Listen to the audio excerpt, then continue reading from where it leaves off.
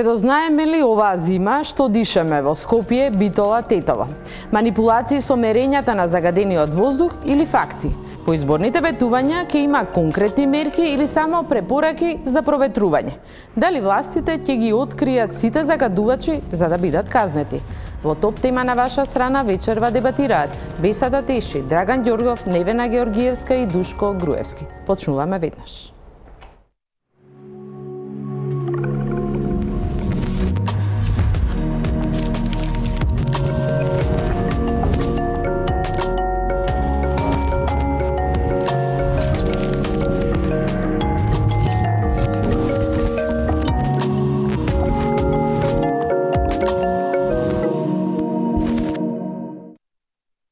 Добро вечер во топ тема на ваша страна. Уште пред да почне грејната сезона, концентрацијата на опасни честички во воздухот почна да расте. Граѓаните се веќе вознемирени, но и очекуваат конкретни мерки. Слушнавме многу ветувања на овие избори, но што тоа може итно да се направи? На оваа тема вечерва дебатираме со Бесата Теши од Министерството за животна средина, доктор Драган Ѓорѓиев од Институтот за јавно здравје, Невена Георгиевска од О2 коалиција за чист воздух и Душко Груевски од Битолската невладина За нас се работи. Добро вечер на сите. Добро вечер. Ке да почнеме веднаш со она што веќе го најавивме. Концентрациите на опасни честички, PM честички во воздухот веќе се бележи пораст. Дури синоќа, например, во 8 и 10 часот имавме надминување на тие граници, беа измерени, граѓаните веќе преку апликациите ги постираат веднаш и внимаваат. Тоа создава веќе страв од понеделник кога ќе се намалат температурите, колкава ќе биде загаденоста. На што, господјо Татиши, според податоците вие што ги имате во Министерството, се должи на ова загадување? Значи, по однос на тоа што веќе спомнавте, за пикот кој што го спомнавте во врска со загадувањето на воздухот, нели, вчера, тие се само пикови и моментални, јас не би алармирала по однос на тоа. Постојат регулативи кога и како се алармира. Затоа сакам управо за тоа да укажам, значи не е време уште за алармирање и уште за еден начин, да кажам, паника. А по однос на генерално, како и секоја година што нели зимската сезона се приближува, квалитетот на воздухот секако опаѓа, тоа е веќе и као да ни стана пракса, нели, и се очекува. Мерките кои што веќе неколку пати од страна на Министерството за животна средина се најавени, тоа се истите. Но треба едноставно да се укаже на тоа да проблемите со кои што се соочуваме секако не се проблеми кои што се решаваат ад хок или во моментот. За овој тип на проблеми треба време и треба инвестиции. Рековте, мерките се истите. Што значи тоа? Дека ќе ги применувате мерките од кои ги применуваше и минатата влада, значи истата стратегија, истите, или се подготвува нешто ново во Министерството? Ако зборуваме за краткорочните мерки, секако тие се истите. Мерки кои што делуваат, како што веќе спомнав, ад хок или делуваат сезонски. А ако зборуваме за мерки кои што долгорочни мерки, кои што би го средиле самиот извор на загадување, нормално за тоа треба време и треба акции и треба и финансии, нели? Акции кои што треба да се подкрепат со финансиски средства. Господјо Георгиевска, вие од коалицијата која здружува и се формираше од повеќе невладини организации, екологисти од повеќе градови во државата, ги бележите овие загадувања и веќе реакциите на граѓаните. Мислите ли дека е доволно со истите мерки, како што спомна господја Арифи, од Министерството и оваа зима да ја поминеме? Не е само до мерките. Мислам, мерките има, меѓутоа јас не се сеќавам дека воопшто некогаш сме дошле у фаза на алармирање. Еве нека ме потсети. Никогаш не се случи, иако имавме последователни над 10 дена загаденост над дозволената граница, никогаш не се случи алармирање да се спроведат мерките. Зошто беше таа така? Затоа зашто се идеше по една законска одредба донесена на седница на владата, значи 2012 година, каде што вика прагот ако биде 10 дена последователно над 100 микрограми дневна, среднодневна вредност, меѓутоа ако следните 5 дена нема стабилни услови. И тоа така беше недефинирано, што никогаш не дојде случај да се појави алармирање. Иако е рокот кога требаше ова да влезе во законски уредби, се уште надминате рокот, се уште не е влезено. Ние поднесовме петиција негде при крајот на годината и кога видовме дека околу април Министерството спрема нивен предлог, ние реагиравме и тогаш со наше барање. Нивниот предлог беше 2 дена, сега е 10 дена во континуитет, а нивниот предлог е 2 дена, а границата да биде покачена, значи 200 до 250. Значи почнуваме од 250 и потоа со тек на годината 1-2 се намалува на 200 и има исто така дополнителни услови околу мерните станици, што исто така сметавме дека може да бидат пречка за да се да појасниме на граѓаните. Значи 10 дена постојано. Зборам само за ПМ10 частичките, за другите дена имаме загадување, минатата зима стигна до 1200.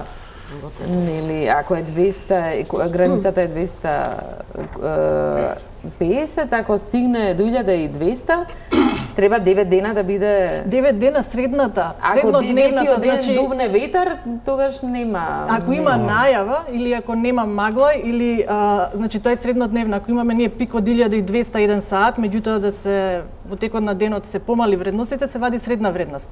Средната вредност, Министерството ги објавува секој ден, мислам, може да се иде, страницата е многу убава, може да се иде секој да ги извади податоците, да пресмета вредност, има графикони, да се споредат. Не е само апликацијата, меѓутоа од исти извор ги земаат податоците. Имаше надминување, значи повеќе од 10 дена имаше надминување над 100 микрограми, меѓутоа никогаш не се случи тоа алармирање да се воведат тие мерките. Зошто да според вас не се применуваат и тие мерки кои исто наидува на критика, кои не се решение? Кои предвидува... Јас морам да зборувам само во име на Битола и состојбата која е во Битола. Дел сме од коалицијата за која представува Невена, но зборувам за Битола. Зошто не се применуваат, мислам дека во оваа држава е јасно. Министерството за животна средина е само констатирач на состојбата. Оној кој треба да реализира нешто, пред се треба да биде локалната самоуправа согласно закон, зборуваме не согласно наша желба. И ако вие, например, во Битола имате еден градоначалник кој откако се извршија 4 мерења со лиценцирана лабораторија, по барање и по налог на Министерството за животна средина и по наше барање, и излезе представникот на таа лиценцирана лабораторија заедно со градоначалникот и изјави дека во воздухот имате, например, до 18 нанограми на метар кубен бензоалфапирен и објаснува дека тоа е состојба која можеме да ја наречеме катастрофална, да не видам со некој уште погруб зборот катастрофално. И веднаш после неа, кога го прашува градоначалникот што тој смета за ова, да ви изјави дека, па господа, каков воздух создававме, таков ќе си дишиме. Тоа значи дека ние сме останале општество на констатирачи. Ние само знаеме да ја констатираме ситуацијата и оваа ситуација се констатира години наназад. Интересно и за мене е смешно, дури и недозволиво, тоа што, например, Министерството за животна средина, мерната станица Битола 2 од 2012 до 2015 ја оставила несервисирана со образложение дека се нема средства или не знам што за некоја склопка, например. Таков официјален одговор добивате. Да, не работеше во центарот на Скопје. И сега кога ние тропнавме на вратата, 3 години во Битола не работеше, не едно време, туку 3 години Битола 2 не работеше и кога вие тропнувате на вратата на оној кој треба да реагира врз основа на резултатите што сте ги добиле, тој ви вели па од каде ви се тие податоци, вие немате релевантни податоци. И тука ќе довидите впечаток дека се работи за општество на констатирачи, а не општество на преземачи на мерките кои навистина Министерството за животна средина. А дали мислите дека ги добиваме баш сите податоци? Јас не сакам во ниеден момент да мислам дека некој со нас си поигрува и е некаква теорија на заговор. Јас не сакам да мислам. Не мислам на теорија на заговор, мислам дали треба да се мерат и други честички? Апсолутно, апсолутно. Дали знаеме се што има во воздухот? Јас мислам дека не знаеме, затоа што ви реков, ние барем идовме на тоа да, од кога ќе констатирате дека во воздухот имате големо присуство на PM10 частичките, кои во себе ги содржат PM2,5 частичките, некој ќе ви рече, па не го знаеме хемискиот состав, бидејќи тие може да бидат и обична прашина.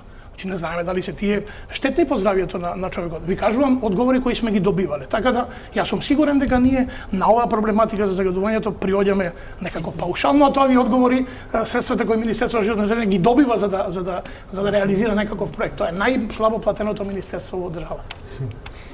Да оставиме министерството. Да, повелете. Јас не би рекла дека мерките кои што министерството ги предлага не ги спроведува. Као прво морам да кажам дека мерките кои што се предложени, кога се доаѓа во фаза на имплементација, тогаш Министерството некои мерки самото Министерство не може да ги спроведе. Ево само како пример, мерката пар-непар што беше претходната година предложена од Министерството, без помош на Министерството за внатрешни работи, таа мерка не можеше да се спроведе, нели? Затоа Министерството како поединец секако не може да даде некаков утјецај, односно секоја мерка ефикасно да биде спроведена. Меѓутоа, она што го добивавме беа главно препораки. Значи не излегувајте болните и... Како? Да не се излегува надвор, да не се проветрува или да се проветрува. Па тие се така наречени краткорочни мерки. Тоа е што во мене јас нема воопшто, мислам ќе се согласам со делот. После понатаму сакав исто да истакнам исто така мерката на пример по однос на индустријата, нели. Исто така сме наложиле на индустријата да го капацитетот на производство, нели, да го намали, што исто тоа е една мерка, што тоа е мерка која што стварно овиси само од министерството. Апропо ова, значи сега во министерството недавно се формираше комисија интерсекторска која што ги вклучува сите министерства надлежни по однос на сите мерки кои што се предложени како краткорочни така и долгорочни. И се надеваме дека таа комисија, која што е створена од представници, како што реков, нели, од сите министерства, ќе даде поголем некако ефикасноста на спроведување на сите мерки да биде поголема. Сам апсолутно се согласувам со она што го зборува господјата, но мора да констатираме ние сега, иако сме општествено констатирачи, едно. Вие не можете да имате само мерки за справување со загадувањето. Вие мора да бидете ригорозни кога некој загадува. За да знаете, вие мора да го откриете. За да го откриете, мора да составите некакви правила на игра. Например, рек битола како капацитет треба да ја го имплементира, односно да го стандардизира производството на електрична енергија. И сега тој плаќа одредени средства во буџетот на општина Битола, конкретно во Битола 250.000 евра, преку другите министерства, преку влада, и на еден начин го задоволува оној момент од еден закон кој се вика загадувачот плаќа. Во ред. Но мене тоа ме потсетува на оние индулгенции од средниот век, кога луѓето си плаќале за да можат да извршат некакво злосторство. Вие не можете да дозволите, например, како Министерство за животна средина, каде што имате инспектор државен на државно ниво, да дозволите да рек Битола во воздухот испушта загадени, испушта честички кои загадуваат, или направите мерење па се покаже дека во почвата околу рек Битола имате тешки метали во огромни количини, неколку илјади пати повеќе од сите други загадувачи во државата, и вие на тоа да реагирате дека видите тоа е стратешки објект и сега мора малку да се внимава. Не, господо. Значи Министерството за животна средина не може да дава мерки за заштита само од кога ќе се загаде воздухот или почвата или водата. Туку треба да биде ригорозно да не се загадува. Тука барем јас не знам дека нешто е преземено во делот, односно во градот од кој јас доаѓам и во општината од која јас доаѓам. И конкретно јас би прашала веќе кога рековте вие спроведување на тие мерки, дали имате податоци пред и после тоа колку тие мерки биле ефикасни, да. Например, намалувате производство, дали имаше ефект во тоа? Дали тоа беше мерка која го намали драстично или барем видливо загадувањето? Океј, може? Да, па докторот ќе го вклучиме, кој ни донесе податоци нови? Значи, по однос на рек Битола, како што веќе спомнав, постојат краткорочни и долгорочни активности, односно мерки кои што Министерството планира да ги спроведе. По однос на индустријата, значи, што год да се предложи по однос на индустријата, секако тоа ќе биде дел од долгорочните мерки, нели? Ние секако, мислам дека сте информирани по однос на тоа што имавме, нели, Твининг проект, и од Твининг проектот како резултат имаме нов закон за индустријски емисии, каде што самиот закон во некои делови од законот, нели, предвидува построги услови на работа на големи индустријски капацитети, управо во овие места каде што се повеќе загадени на еден начин. А што се однесува до РЕК Битола, значи, РЕК Битола работи, односно не добил дозвола согласно законот. РЕК Битола, согласно постојниот закон, има прво добиено, нели, пролонгирање до 2018 година. Пролонгирање. Тоа законот предвидува. Значи, тоа не е смислено ад хок сега. Јас се сеќавам дека Хитлер по закон ги ништеше евреите. Добро, чисто да видиме само јасни. Од кога е донесен законот? Во 2006 година, начинот и планот како ќе помине транзициониот период за сите индустрии во законот е многу добро опишан. Прва фаза 2014, втора фаза 2019. И во рамките на тој закон РЕК Битола работи или работи без дозвола. Имам само едно прашање, ако може. Да, меѓутоа претходно Нема проблем. Ќе се вратиме на РЕК Битола. Доктор, вие дојдовте со некои нови податоци. Колку може да се преземе или нешто да се направи околу мерењето и тоа да има некаков ефект? Да, овие се нови податоци, меѓутоа состојбата е стара. Може малку извртено почнавме со мерките, може би мерките на крај треба да ги дискутираме. Да, ќе може би треба да обсекаме прво состојбата и во однос на еколошките параметри, мерењата, да. и во однос на здравствените параметри. Состојбата има еколошки и здравствени параметри, па дури и социјалните, немаме социолог, ова е социјален проблем исто. Значи, проблемот на аерозагадувањето со години веќе наназад, не само во Скопје, него и во другите градови, станува мултидимензионален проблем. Јас повеќе пати сум рекол дека Скопје треба дори можеби под посебен закон да функционира цело Скопје од октомври до март. А не да чекаме алармни состојби. Тоа се, не знам, алармни состојби што ни значат ако се прогласи алармна состојба? Ништо нема да се промени во тие 5 или 6 дена. Акциите се прават 12 месеци, не се прават во 5 дена. Експертите покажаа дека целиот сообраќај во Скопје да застане, 20% ќе се намали аерозагадувањето до 30%. А ако имаме предвид дека 4 пати сме над нормалната, значи тоа ништо нема да значи. Мора оние кои што треба да ги спроведат мерките, ова се пропишани мерки, прво владата треба тие мерки да ги стави во одлука и во закон. Ова се препораки. Во нашата област терминот препораки, за жал, во овој менталитет на луѓе делува прилично лабаво препораки. Тоа е прилично сериозна акција, не излегувајте надвор, загадено е. Не само за неизлегување, него и за регулација на сообраќајот, за одење сам во возило, треба повеќе луѓе. Не може истите луѓе кои што се бунат против мерките сами да одат на работа 10 коли, 10 луѓе. Значи луѓето имаат, односно граѓаните имаат некоја своја акција. Значи тоа е комплексен еден систем за кој ќе зборуваме. Ова што сега велите како бројки, здравството има еден мал дел од колачот, за жал број мртви и повредени, односно мртви и болни. И ги калкулира по меѓународни стандарди колку од тие можат да се стават во релација со аерозагадувањето во услови во кои што функционира Македонија и со тие стапки на морталитет. Тоа се прилично високи бројки. Најновите бројки покажуваат дека само во Скопје околу 1000 смртни случаи, 1050 смртни случаи годишно се може да се врза со аерозагадувањето.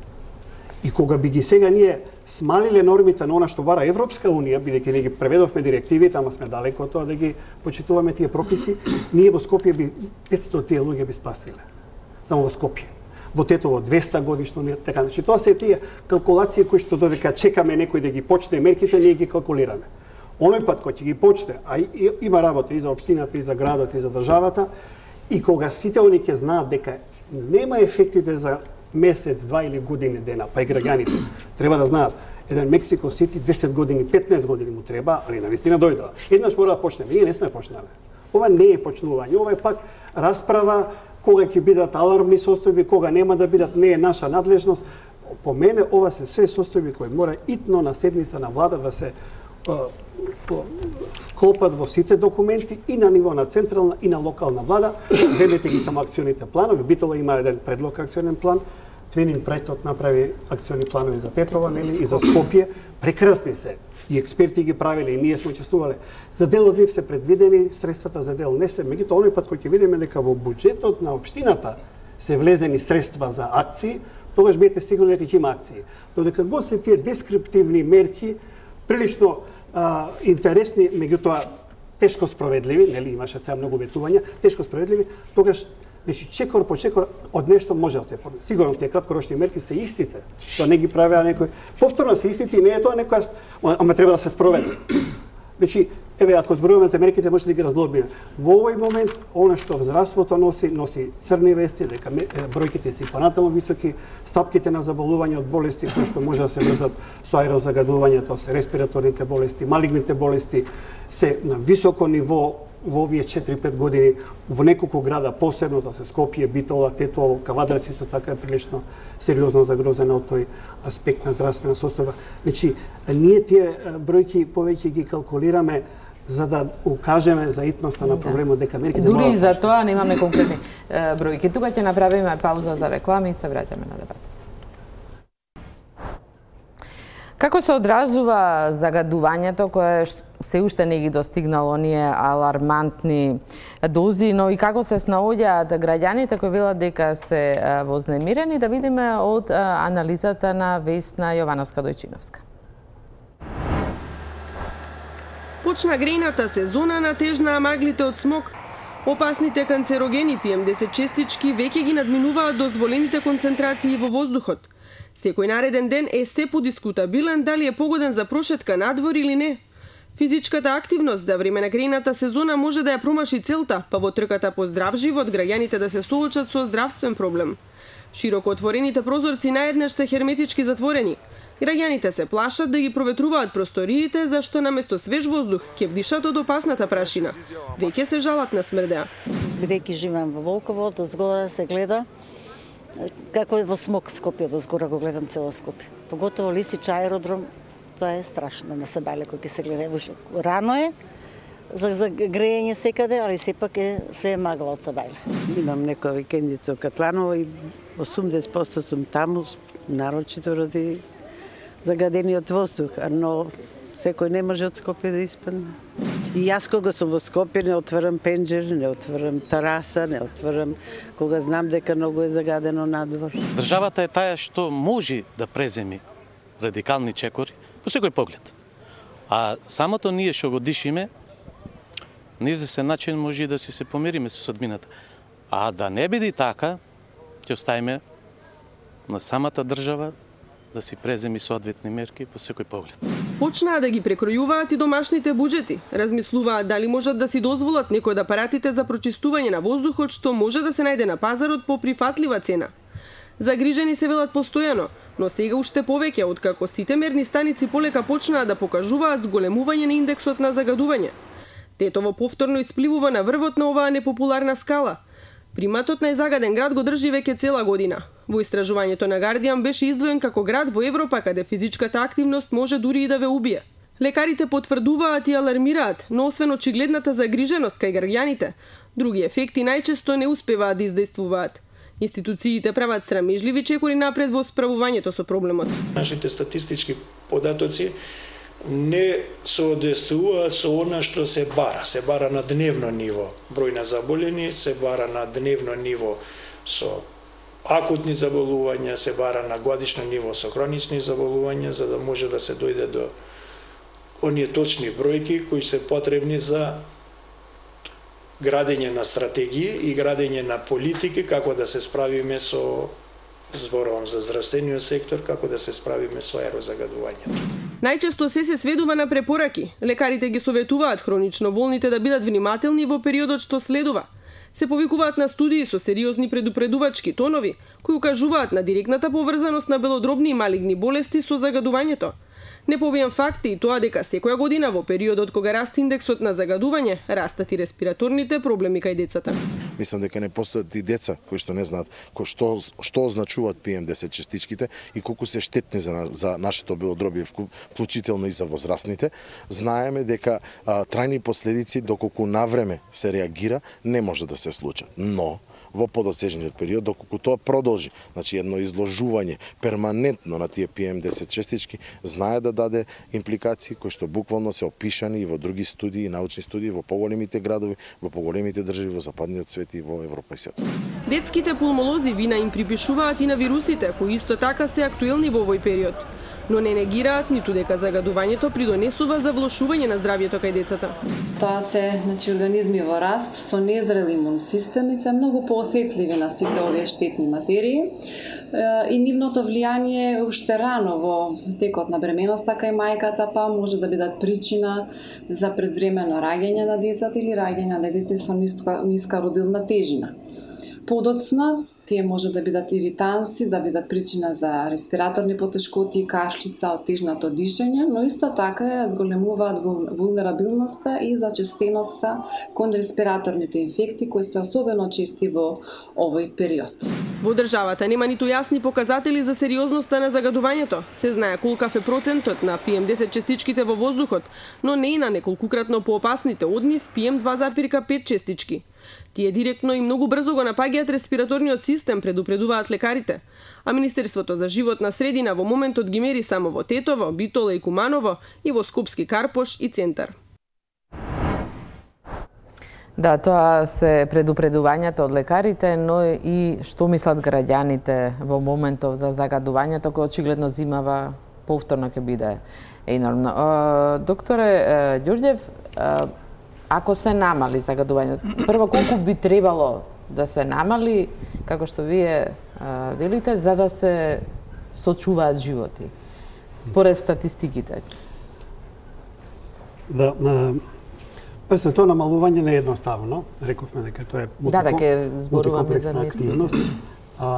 Оно што Светска здравствена организација го вовела како методологија, тоа се проценки на годишна ниво, бидејќи луѓето цела година се изложени, иако јасно е дека сезонски вариациите, највисоки број на смртни случаи се во зимскиот период и кога се најниски температури. Значи позитивна е корелацијата. Колку е пониска температура, толку е поголема смртноста, бидејќи при тие пониски уште поголеми ефектот и на загадениот воздух, како што кажаа колегите, и вирусите се уклучуваат. Така има повеќе фактори кои во зимно време го даваат фокусот на оние параметри кои што ние ги следиме по меѓународни параметрите. Општата смртност се претпоставува дека општата смртност е во прв план да се калкулира, а понекогаш и специфична. Што значи специфична? Од одредени болести кои најчесто ги врезуваат со аерозагадување, тоа се малигните болести на горните дишни патишта и евентуално смртните случаи од така наречената група на кардиоваскуларни, значи васкуларниот систем, бидејќи честичките ги затнуваат крвните садови и може да доведат до инфаркт на срцето, односно до мозочен удар,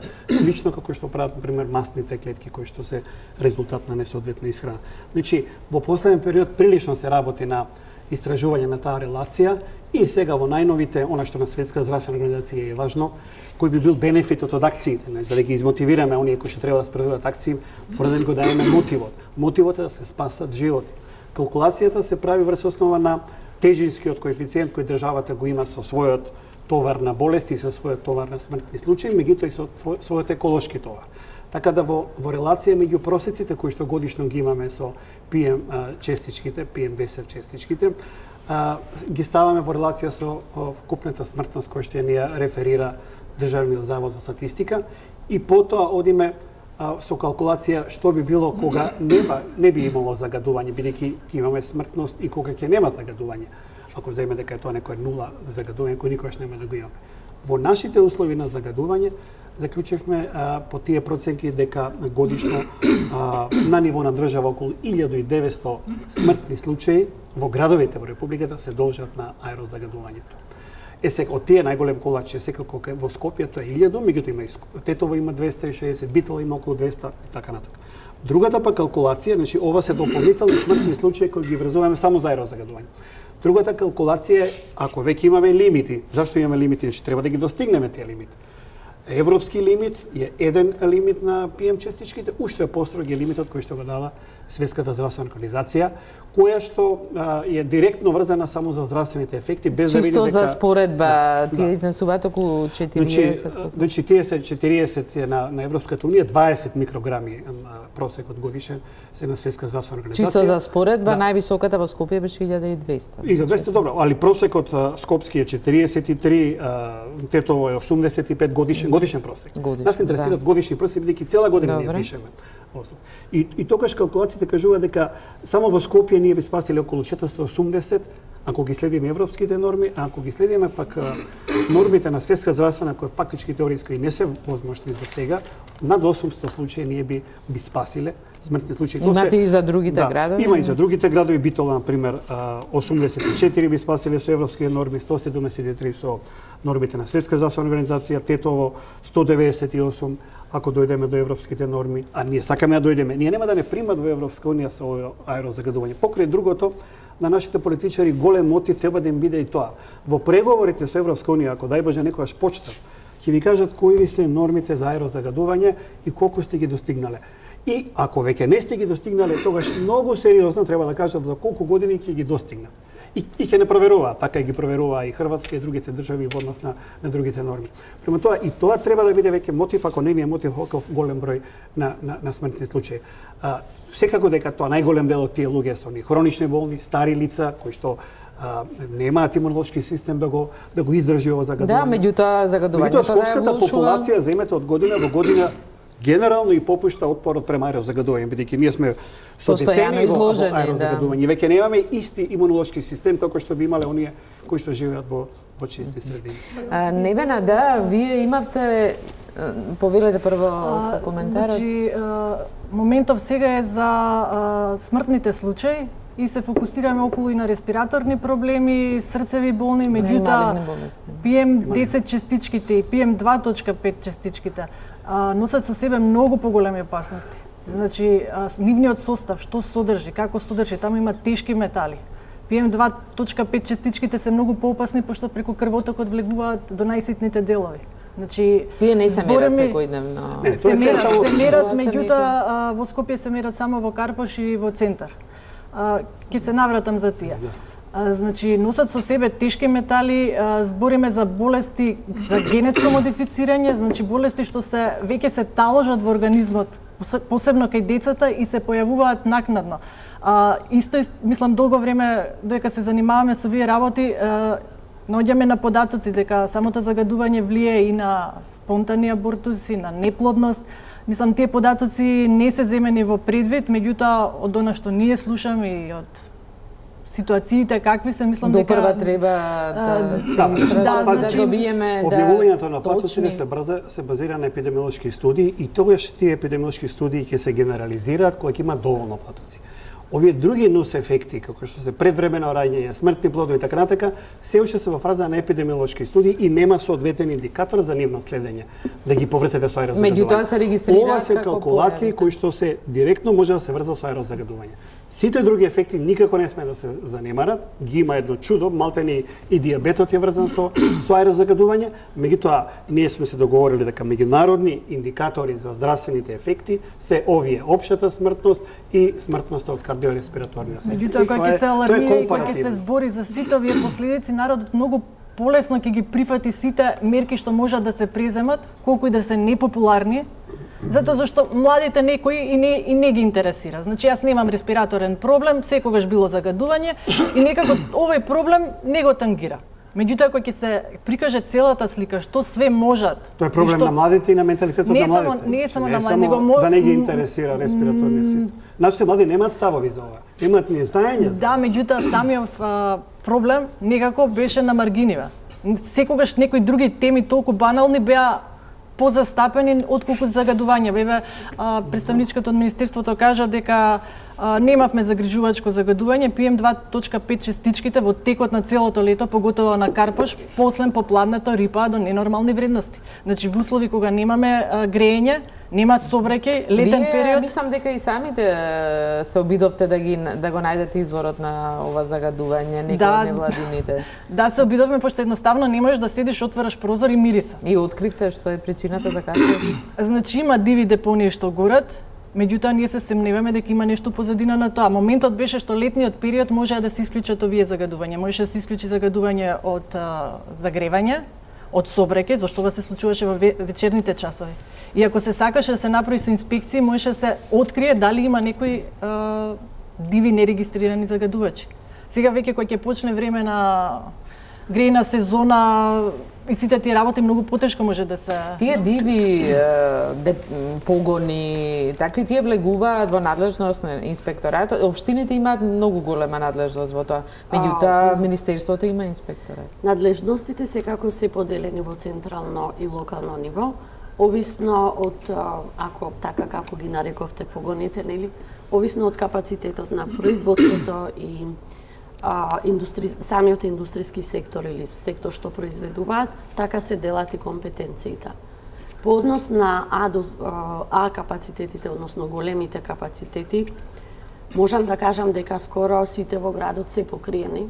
Ако има нешто илегално, тоа нормално инспекторатот треба да го открие, но се сомневам, тие се големи капацитети, големи индустрии, големи фабрики, објекти, не може да вие нели велат диви погони, например во Битола имате случај на такви мали капацитети кои од нас, од страна на нашето здружение и од страна на граѓани беа пријавувани и до општинскиот инспектор и до државниот инспектор, тие излегоа на некаков терен, но вика ништо не можеме да преземеме. Тие капацитети диви кои се греат на прегорено масло, на иверици, отпадоци и така натаму, и понатаму го загадуваат воздухот. Имате 20 пријави за капацитети или за домашно грејење. Зборуваме дека имате например мали пекари во Битола, имате работилници и така натаму. Сакам да кажам дека колку она што го рече докторот, колку и ние сега да зборуваме кој, како и зошто. Мислам дека малку сме слаби во оној дел дека некој треба да го преземе она што веќе постои како регулатива. Ние не можеме например да имаме 15 години неколку капацитети во Битола кои во континуитет загадуваат заради несоодветен процес на загревање на своите простори или некаков друг капацитет, или некоја друга дејност, да пријавувате вие како граѓани согласно закон, некој да излезе на терен и ништо да не се преземе. И во континуитет тоа да се случува понатаму и понатаму со изговор дека не знам, не е моја надлежност или не знам, немаме доволно средства, можеме толку да откриеме и така натаму. А од друга страна се покажува дека воздухот е загаден затоа што вие имате лиценцирани лаборатории кои сте ги платиле, кои дошле, кои го извршиле мерењето, констатирале што е, го констатирале дури и хемискиот состав. И ви кажала дека тоа произлегува од несоодветно загревање, например. Или, например, во Битола најголемото загадување во зимскиот период е исклучиво од загревањето несоодветно на домаќинствата. Не е крив рек, не ни е крив некој друг капацитет, виновни сме ние сами граѓаните кои се загреваме несоодветно.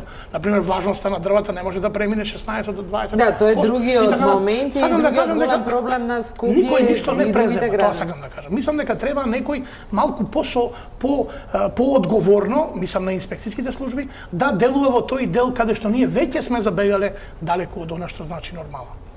Секако инспекцијскиот надзор е многу битен фактор во било кои мерки кои што се препишани, се транспонирани, не знам, од европски директиви. Инспекцијскиот надзор е еден од најбитниот. Ама замислете сега, инспекцијскиот надзор е под директно раководство, например, општинскиот инспекцијски надзор во Битола е под директно раководство, неговото раководство се вика градоначелник на општината. И ако вие тропнете кај инспекторот и ви каже тоа што ви кажувам, дека ќе ви каже дека се загадува, дека треба некој нешто да преземе, јас преземам, го спроведувам до градоначелникот, а градоначелникот излегува на официјална изјава и вели ние ништо не можеме против Божите сили. И сега како ние тука да реагираме? Ме разбирате што сакам да ви кажам? Значи таа институционална алка која е неопходно одговорна за да преземе нешто доколку некој ги прави тие престапи, најдувате на таков одговор, дека тие не можат ништо против Божите сили. И како тука да се објаснувате дека вие се справувате со загадување во континуитет? Она што го вели докторот, ние наместо да зборуваме како да ги намалиме и да ги заштедиме животите, пазете, ние зборуваме и бегаме од проблемот. Овие години наназад 3 барем додека ние делуваме, постојано они институции кои требаше да преземат нешто, мислејќи на градоначалникот и општинската администрација, администрација постојано бега од тоа, се докажувавме дали е загадено. Исто го имавме и ние проблемот. Значи, ако лоцираме некој загадувач, пријавиме не е у наша општина, ова е од другата општина. Значи, се префрлаат надлежностите и затоа ние бараме и измени во регулативата законска. И имаме ние за некои работи европски закони, меѓутоа имаме македонски менталитет. Затоа мора некои работи многу построго во законите да се дефинираат. Чива надлежност е и што ако не се реагира. Ако се види дека нешто не се реагирало, еве имаме ние како граѓани, затоа сакаме да учествуваме, да бидеме соработници со Министерството, ако не е начинот тој добар, онда да го менуваме начинот. Значи не може да имаме толку време ние загадување и као све нешто работиме, а немаме ефект. Што вие предлагате да се промени во Министерството? Што Министерството може да направи, бидејќи локалната самоуправа, не можевме да ја вклучиме во оваа дебата со оглед дека имаме промена, меѓутоа нивните аргументи ни се многу добро познати, еве само град Скопје има 4 инспектори, зошто не излегуваат на терен, тоа не знаеме. Кога можете вие да ги откривате загадувачите, не мислам дека тие би имале проблем. Ние можеме само да укажеме дека има, меѓутоа инспекторот треба да дојде и да Министерството, инспекторатот, значи како што веќе реков, по однос на ингеренциите мислам дека се многу јасно дефинирани. Кој, како и зашто. Ама не функционира. Тоа е друга работа. Ето така, тоа е најважно. Значи ингеренциите се многу јасно, постојат закони, подзаконски акти каде што укажуваат, односно упатуваат кој што и како треба да направи. Тоа зашто не е јасно, значи ако во една општина не е загадувачот, меѓутоа населението во таа општина очигледно дека се труе од тој загадувач, зашто општината не презема ништо? Може да преземе, иако не е во законска надлежност, може да иницира, зашто да не соработуваат. Нормално, најлесно е да се дистанцираат од проблемот, не е мој проблемот е на друг. Како што веќе спомнавте, менталитетот е тоа што е најбитниот фактор во ефикасност на спроведување на секоја мерка. Значи, јасно во законот стои дистинкциите измеѓу надлежностите, нели, институционалните, но ипак, без обзира што не знам, ето како што во примерот објаснивте, зашто треба да се чека инспектор, односно полиција, као прво менталитетот на самиот извор. Значи, зашто треба некој да користи гума, да гори такви штетни материи кога треба да знае, сега не знам дали знае, тие сите материи се штетни. Но видете, ајде поставете го прашањето, зошто некој надлежен да не го казни оној кој не соодветно процесот на соговорување го прави? Не стои, него тој е тој кој треба да го стори тоа. Разбирате, ние не може да чекаме дека граѓаните треба да бидат свесни дека не треба да горат гума. Пазите, она што го рече докторот, имаме и социјален елемент. Например, во Битола горе ромите, горат патики, горат шишиња и никој не излева, тие го блокираа патот приле пресен. Почнав да зборувам за ефектот менталитет. Треба, ако сакаме промени и ако сакаме ефикасни промени, односно промени кои што ќе ги видиме во терен, добро да го мениме менталитетот. Да почне од самиот граѓанин. Јас веднаш ќе не демантирам, не се согласувам, морам да ви кажам дека не се работи за менување на менталитет. Јас сум 100% убеден дека ние не можеме да ја донесеме Македонија во рамките на загадувањето, чекајќи некој да се освести и неговиот менталитет.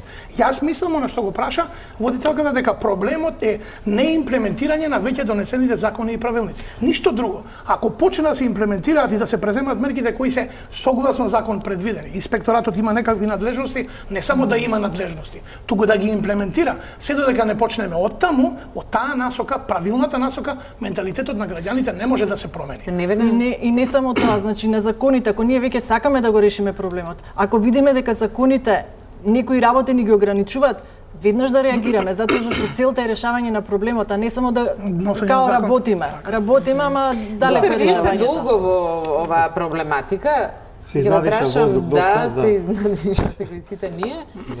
Што мислите за казните? Никој не ги споменува казните. Менталитетот може да се промени со казни?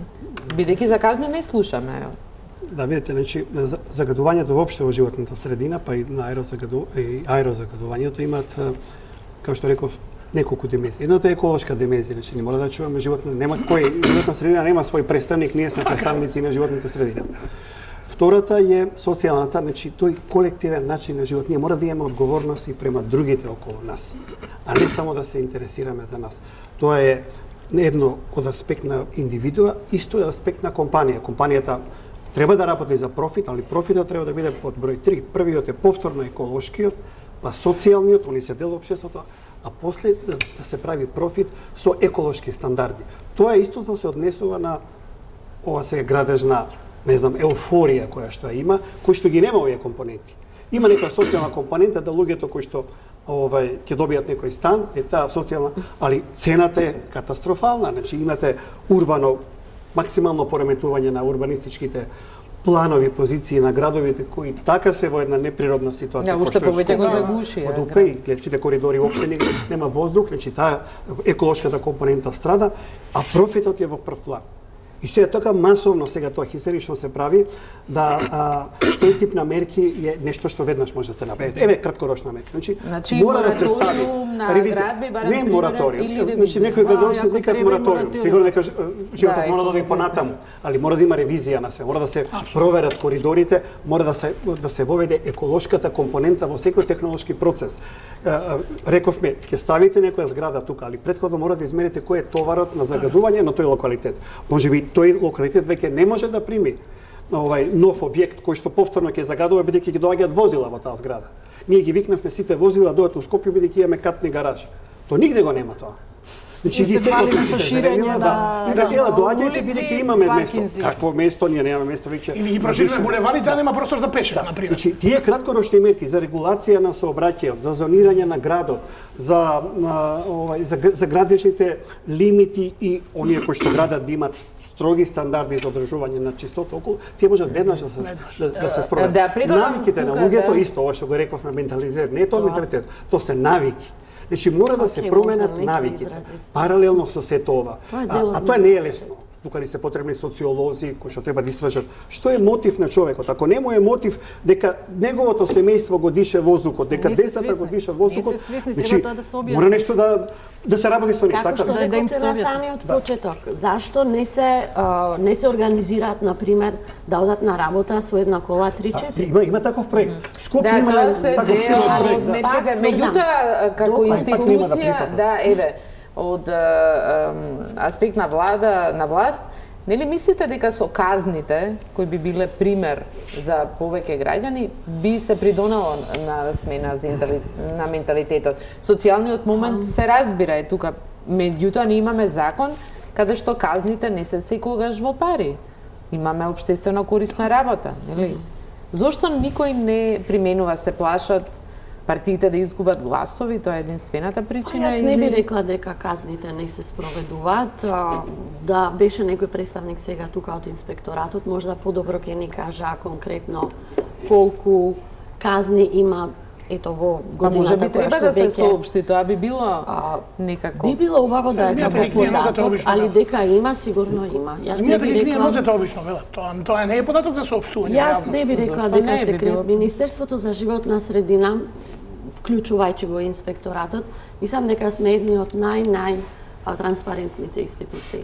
Да, можда вам ви е тоа смешно, али не ме мене, за многу луѓе не смешно. Значи, сите податоци, све што е потребно да се знае, ги имате во нашата веб страна. Господин Ѓорѓиев го спомна урбанизацијата и тој хаос кој го уништи зеленилото на Скопје.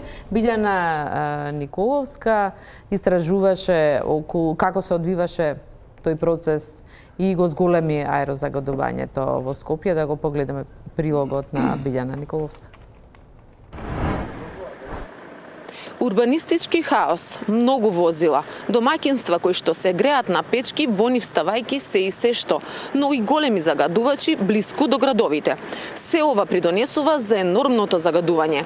Денеска е убав сончев ден, но се бројат дановите до кога магла и смог ќе го прекријат градот. Ова Ова се слики од лани, снимани пред речиси 1 година, речиси истиот период како и сега, во сред есен. Идентични снимки не очекуваат и годинава. Исти проблеми има, но дел од градоначалниците веќе се различни. Уште во предизборната трка се насетуваше. Во фокусот на оваа кампања ќе биде екологијата. Оти и тие пресметале. Тоа е еден од најгорливите проблеми, кој ги пече дури и во очи граѓаните на речиси сите општини. Трга меѓу нив со велосипеди немаше, ама уште првиот ден од кампањата покажаа дека знаат да возат и на 2 тркала. Сега веќе актуелниот градоначалник на град Скопје ветуваше многу: целосна гасификација, зелени ѕидови од вертикално зеленило, зелени кровови, ама и поставување гранични линии на парковите и парк шумите, зад кои нема да смее да се гради. Од сега нема да има градежна дозвола ако не засадиш 5 дрва за секој стан. Но колку дрвја во моментов има во Скопје? Дали тие се попишани? Колку од нив се способни да помогнат во прочистувањето на воздухот? Барајќи одговори на овие прашања, стигнавме до канцеларијата на UNDP, која заедно со градот Скопје веќе 2 година работи на проект Зелен катастар. Се попишува секое дрво или зеленило, кое е во рамки на градот, но не и неговите општини. Процениле дека во катастарот ќе влезат 120.000 дрва. Целта е да се создаде основа врз база на која ќе се прават еколошките планови и политики. Се разграничи кои се дрва, кои се грмушки, какви видови се, колку се високи, колкава им е големината на крошната, дали се болни, дали се здрави. Значи сето тоа се параметри кои се потребни за да може да се направи една реална слика за тоа колку дрва има во Скопје, каква е нивната состојба, каков е нивниот квалитет, меѓутоа како една дополнителна работа после да се направи проценка и поврзување на тие дрва со животната средина. Например, бидејќи станува збор за отпорност на климатски промени, една од главните работи кои што ќе се присмета ќе биде колку тие дрва можат да апсорбираат јаглерод диоксид. Дрво по дрво започна на своја рака да брои невладината плошта од Македонија. Поттикнати од урбанистичкиот хаос кој го создаде проектот Скопје 2014 и уништувањето на зелените површини, одлучиле да се фокусираат на помала површина. Ама трагајќи по вистината за тоа колку дрви останале, дошле до фрапантни податоци. Во 2014 година веќе 35% од високото зеленило, значи дрвја, во мал ринг во Скопје биле уништени на сметка на објекти од Скопје 2014 и други сайт проекти, а дека до 2017 година се очекува да се уништи уште до 70% од вкупното зеленило со кое што сме располагале во 1997 година. Голем дел од тоа се реализираше. Скопје не е единствениот загаден град во земјава. Илјадници граѓани се погодени од секаков вид на загадување. Народниот правобранител е една од институциите кај која граѓаните можат да се жалат за конкретен загадувач, а правобранителот да интервенира кај надлежните институции. Зачудува тоа што таму не стигнала ниту една представка во изминативе години. Конкретно еве и сега и во текот на 2017 година навистина така да некој конкретно се пожалил, немаме некоја конкретна представка за поединечен случај да сме постапувале, нели? Останува она што го правевме како ние по наши истражувања и се разбира во рамките на можностите и капацитетите на институцијата Народен правобранител во иднина сигурно дека е ние да пројавиме иницијатива по службена должност во име на граѓаните. Загадувањето е проблем број 1 со години и покри изолираните обиди ниту една власт не најде конкретно решение. Не спроведе сериозна стратегија за тоа како да се спречи уништувањето на околината, но и животите на луѓето. Ги запрашавме и екологистите, што ако тие се градоначалници, министри, што ќе сторат? Што итно би презела? Веројатно некакви радикални мерки како појма немам драстична поддршка на јавниот превоз и инфраструктурата која што го возможува тоа и драстично намалување на приватниот превоз. Проблемот со приватното загревање е доста тежок, тука тоа е и социјално и економско прашање, инфраструктурно, така да веројатно би собрала екипа од доста паметни луѓе кои што на таа приказна сега влегоа во оваа екипа, па да видиме што може да се направи. Смогот е веќе на прагот. Старите проблеми ги очекуваат новоизбраните власти. Алармот е одамна вклучен. За сега не се надзира негово брзо исклучување. Гледате Топ тема на ваша страна. Состојбата со аерозагадувањето е навистина катастрофална. За жал немаме некои знаци дека ќе има подобрување, но решенија сепак има. Прашање до моите сите гости. Ке почнеме од вас. Невена, што може да се направи итно и веднаш? Обично кога зборуваме за решенија, сите се долгорочни да се намали драстично загадувањето. Но сепак вие имавте предлози, слушнавме многу ветувања од кандидатите за градоначалници. Што според вас може веднаш да се преземе? Она што сметаме дека треба, проблемот треба да се прикаже јасно и гласно каков е, да му се дигне приоритетот, така и населението многу полесно ќе ги прифати мерките. Ние баравме исто градоначалниците имавме исто барања се еден вид меморандум. Онаму кај што имаме експанзија на овие урбанистички градби, баравме и мораториум во склоп на законот. Поготово кога е аларматно загадувањето, сметаме дека треба и да се стопират градбите, затоа зашто тука се дига прашина, камионите, таа градежна механизација влегува, излегува, дига прашина, законски мора да ги мијат тркалата, но меѓутоа свесни сме дека тоа не се случува. Ако идете по скопскиве улици, ја пред некој ден бев, мислам, секоја пета-шеста кола беше некоја бетонска мешалица, градежни машини си шетаат по центар на градот, значи тоа треба строго да се исфрли, поготово во овој дел кога имаме екстремно загадување.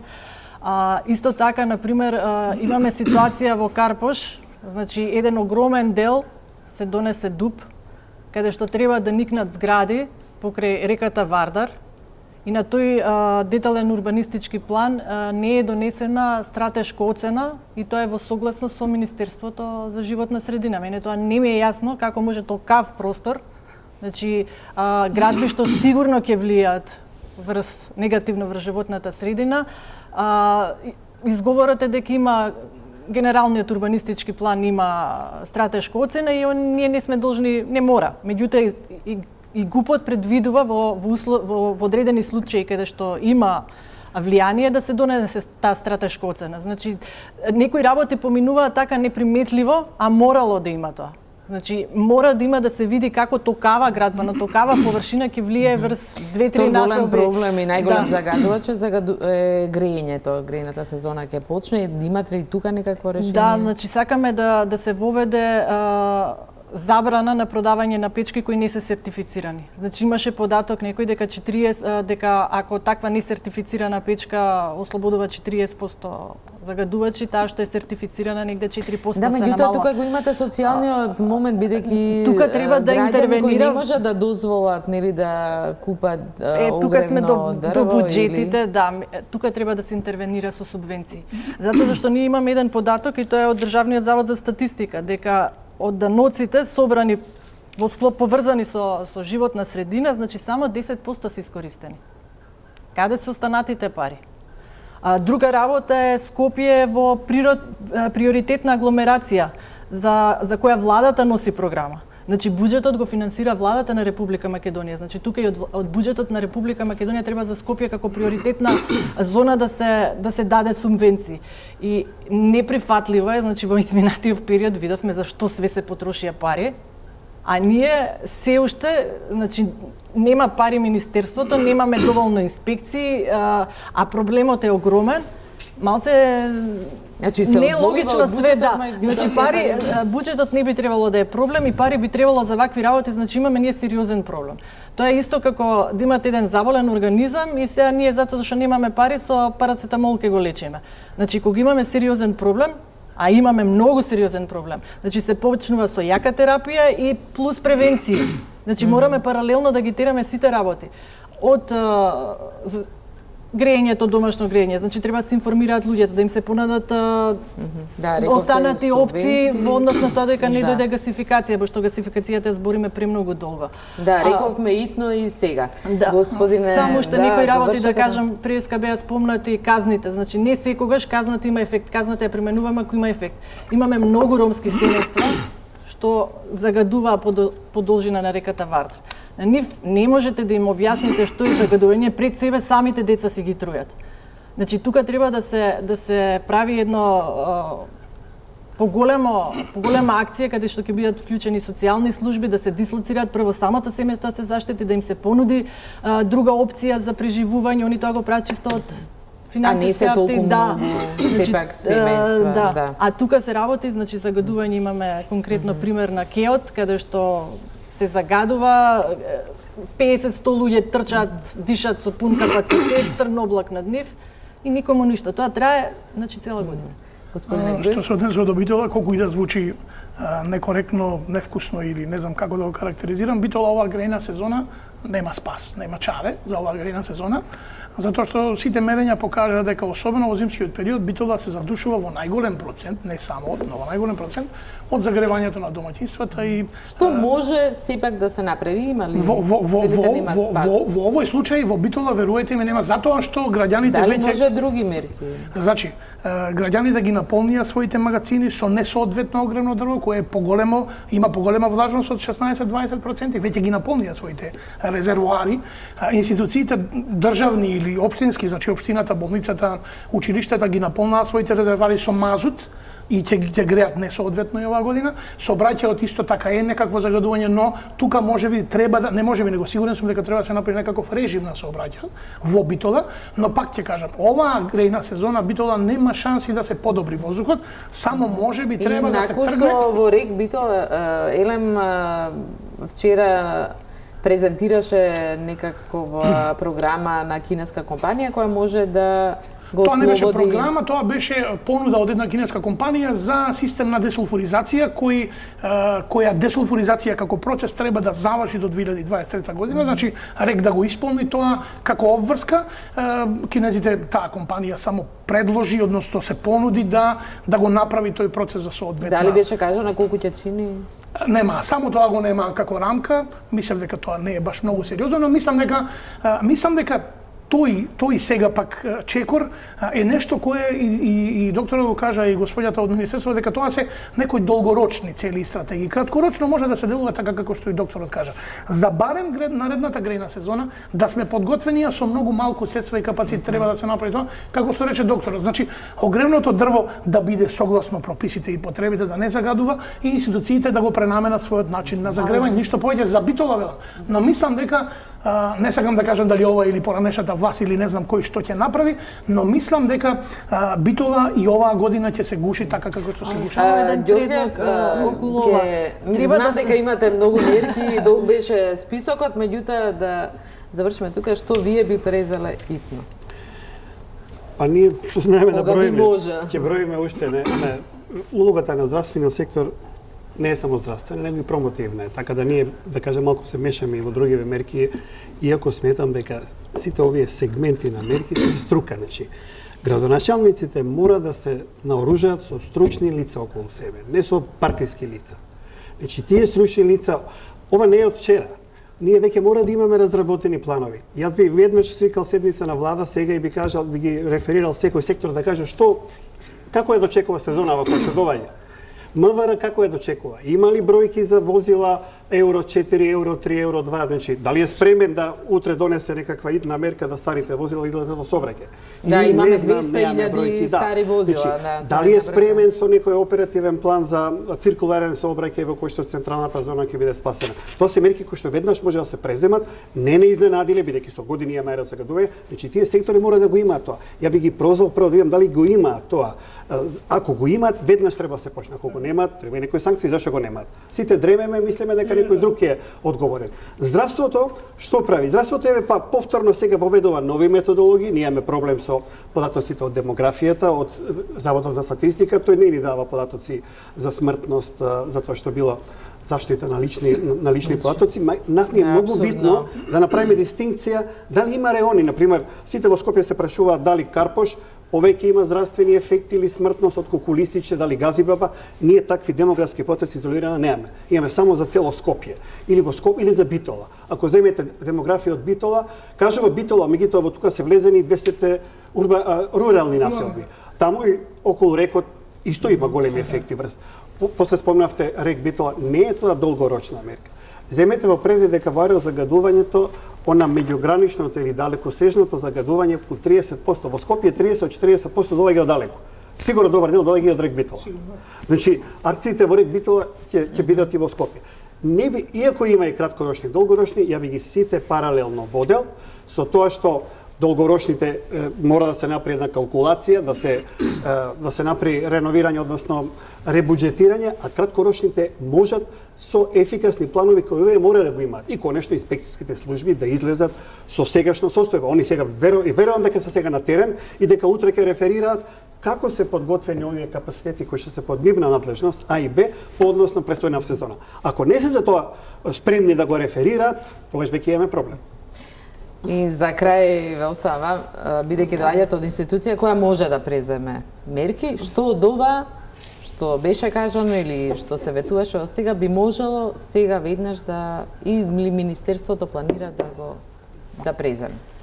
Значи, као што веќе рековме на самиот почеток, мерките што Министерството ги предлага, на жалост, не се мерки кои што сам може да ги испроведува. Мора интерсекторска работа, мора соработка, со многу други министерства, што значи проблемите се решаваат во ниво на влада. Тоа што, мислам, се кажа многу работи, работи што веќе неколку пати сме ги чуле, работи кои што ги пренесуваме и од надвор, не измислуваме топла вода, знаеме кои се главните извори, главните проблеми, но ето треба, јас пак ќе кажам, можда не менталитет, него свесноста кај луѓето да се промени. Тоа мислам дека сите треба од тука, од тоа како А што вие како министерство ќе направите да ќе почекат да се попаметиме, тоа е најдобро. Значи ова е многу жал што со толку сарказам тоа го прифаќате, али верувајте. Како да не вика 4 деца умреа во 3 дена сега, 20 годишни деца сега од карцином. Како да бидам, да се смеам? Да чекаме да им се крене свеста на оние роми кои го затворија патот Прилеп Пресен, затоа што докторот значи докторот е експерт и тој знае како бре. Јас сум гневен пошто не знам се. Мерките треба сите паралелно да се одвиваат. И долгорочните и краткорочните. Јас лично, ова можда не е став на министерството, туку јас лично мислам дека сите промени ќе почнат поефикасно да се одвиваат од промена на менталитет.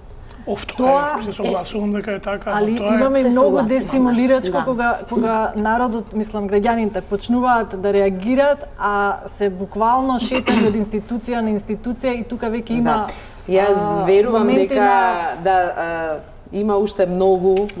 Оваа дебата ќе мора да завршиме сега тука и веднаш, затоа да кажам за Скопје што би хитно.